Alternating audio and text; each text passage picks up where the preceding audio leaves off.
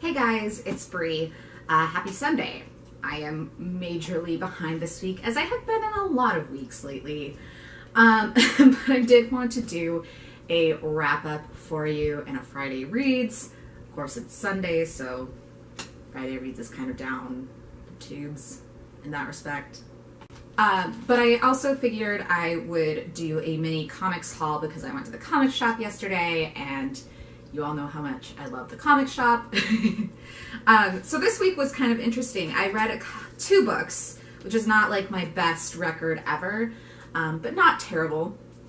I read this one, which is Enter a Glossy Web by McKenna Rubish. This is a kid's story. It's middle grade, I would say, probably best for about third graders. And it's about a girl named George who's kind of thrust onto this adventure with her two new friends to save the world. It's very fairy tale-like, very whimsical. I really quite enjoyed it. I will be doing a review on this one on its own later in the week. Maybe today, even if I get around to it. We'll see. But I did quite enjoy it.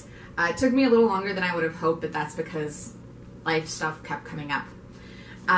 The other thing that I finished was on audiobook, and that's This Is Your Brain on Parasites, which was a really interesting read about the impact of parasites and kind of microorganisms on our body's biome and on behavior. I quite enjoyed it.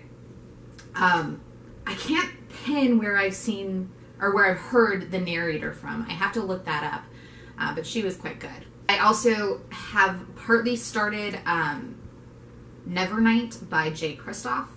I'm hoping that I quite like it. We'll see. I'm like 10 pages in, so I'm only just kind of getting a feel for the writing style.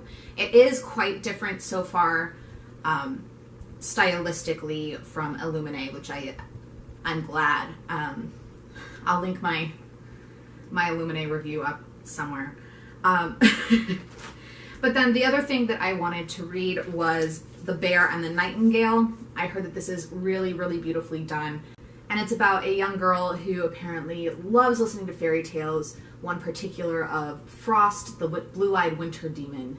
And then her mother dies and her father brings home a new wife and things go kind of chaotic for a while. So I've heard that this is really good. It is blurbed by Naomi Novik, and the publicist kind of compared it to that, as well as a couple of different interesting stuff.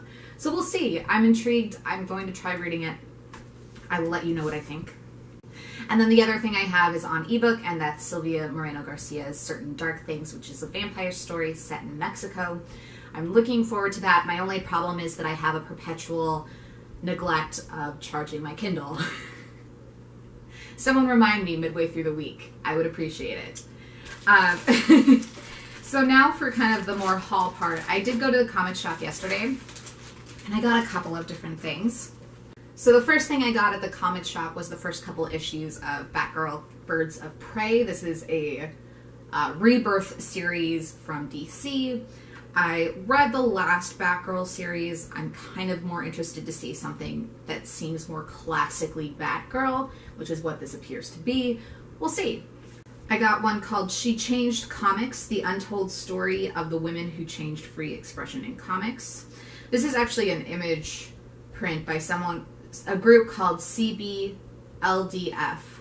which I'm not sure what that is. But this is not, it looks like a comic. It's on comic paper and in comic format.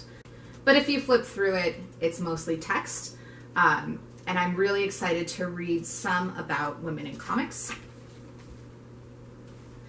And then the last thing I got is I've been looking for smaller trades of X-23 because I've never read the X-23 arc from Marvel.